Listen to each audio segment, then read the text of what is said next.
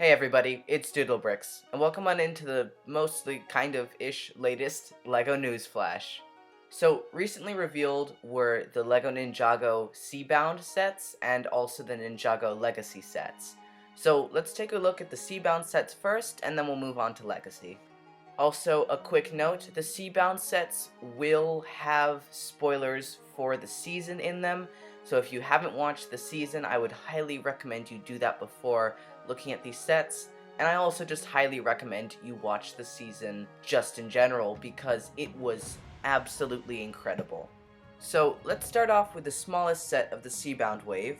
We got set 71750, Lloyd's Hydromech. So, I'm kind of mixed on this set. In the show, it was really good, it looked absolutely fantastic. It also wasn't really Lloyd's mech, it was kind of like in the island where his bike wasn't exactly his bike, it was kind of just a general bike that there were multiples of. So this mech was also like that, except he did, use it a bit more towards the end. So it looked pretty good in the show.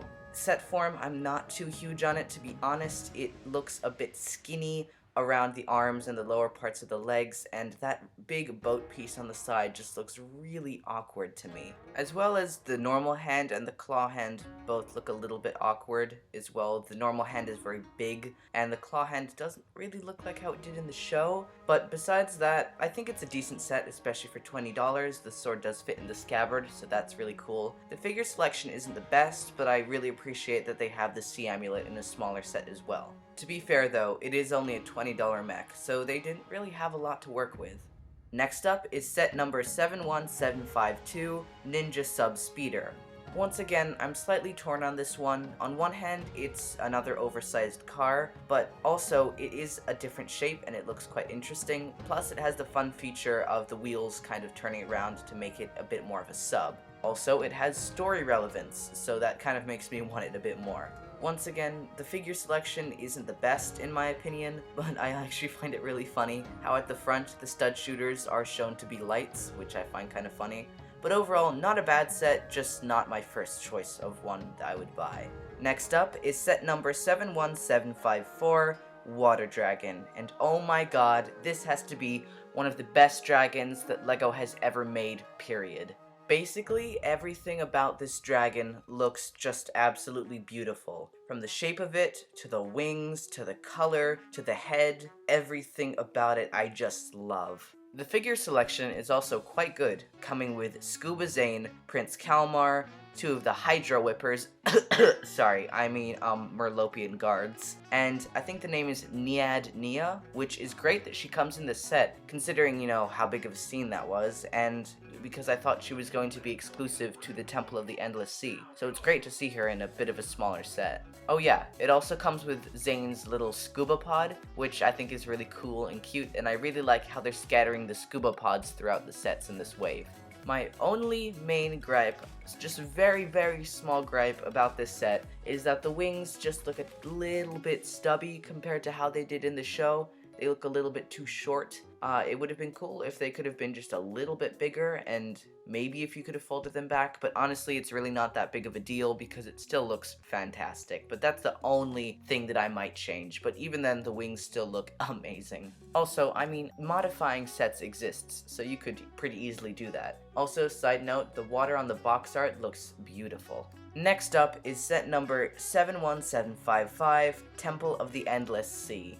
This is a pretty nice set. The buildings are very nice looking, very regal looking, as well as they have a bunch of teal in them, which is really nice to get more pieces in that color since it's quite a nice color. As well as we get Wojira in this set, which is really cool to get her.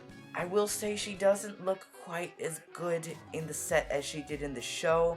Obviously she's a lot smaller. She's using the Overlord Dragon headpiece, which I think works, but she's not very poseable, very sadly. She's kind of like the Great Devourer in that aspect, as well as you can't seem to put the two amulets on her forehead, which really sucks. Also, it's really cool that we get the Storm Amulet in this set. I think that's a nice touch, as well as the figure selection is quite good, coming with Prince Kalmar, two of the Merlopian guards, and then the two most exciting ones, which are Glutinous and Benthomar. Benthomar looks really fantastic. Glutinous is pretty good, but I'm just glad we're getting both of them. And then we also get Scuba Kai and Nia, which is really cool to get as well. The next and final Seabound set is set number 71756, Hydro Bounty.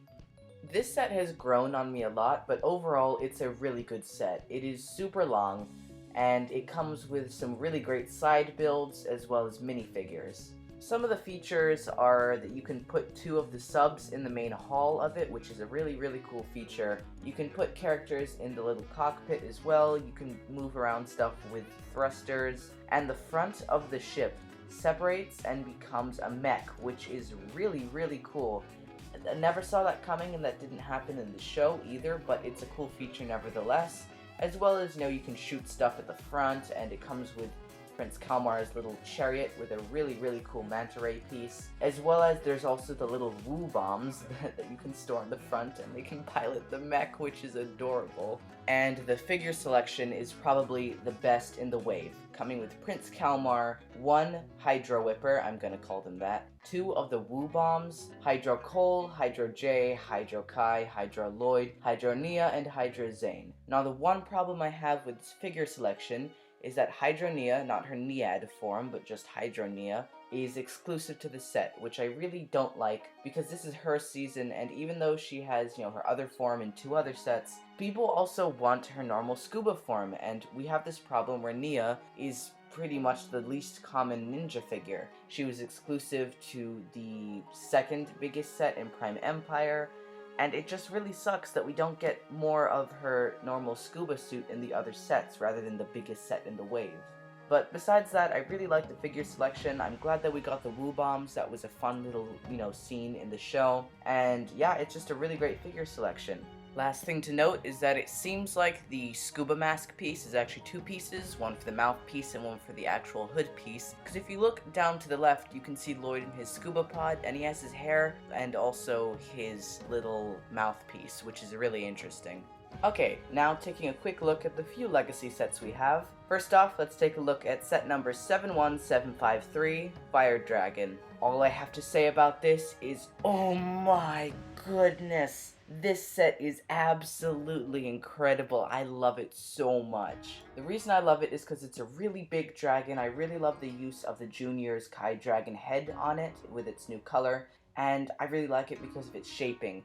We have never gotten a Ninjago dragon that has this kind of shaping at this scale. It's a wyvern dragon, and basically that means a wyvern is kind of a dragon that has the wings on its arms, and it doesn't have 4 legs and wings, and I love the look of this so much. The wings are a kind of felt-y material, and they can fold up, and this thing is fully posable, and I really like the smallish head because it actually kind of gives the idea that the dragon is bigger. It feels a lot more realistic, because I'm pretty sure, and I mean I haven't watched Game of Thrones, but I'm pretty sure the dragons in there have slightly smaller heads because they're super huge.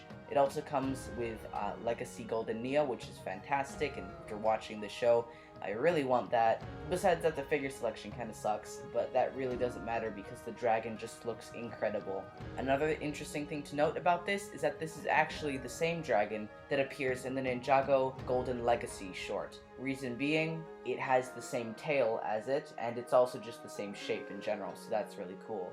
Then we also got set number 71739, Ultrasonic Raider. This was the set that I was really looking forward to, and I really feel like they delivered on it. The only downside is that it looks a little bit chibi-like with its proportions. The middle is a little bit big, but besides that, it's a really good looking set. I think the front cockpit needs to be pushed forward a little bit, but I'd say that's about it. The set comes with the 4 Legacy Ninja, which are nothing too special, and then it comes with a Legacy Ratla, which is pretty cool, but then it also comes with a Legacy Mesmo, which is really great to have another Hypnobrai figure.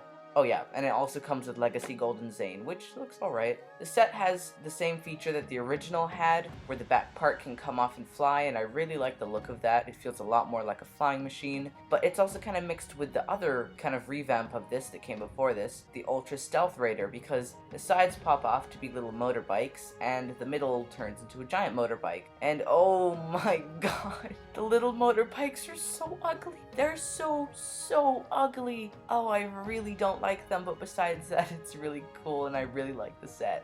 Okay, and lastly, we have 2 junior sets. I'm not gonna spend that much time on these. First one is set number 71749, Final Flight of the Destiny's Bounty. I find it very funny that this is a junior set rather than a full-on, recreation. And I don't really care about 90% of what's in here. I think the cool parts are the sail, the dragon head on the front, and the ghost dragon, specifically its wing and head pieces. But yeah, I think the bounty needs a little bit more on it. I think, maybe 6-year-olds, I guess since this is a 4+ set, can build just a bit better than that. But yeah, I don't really care about this set.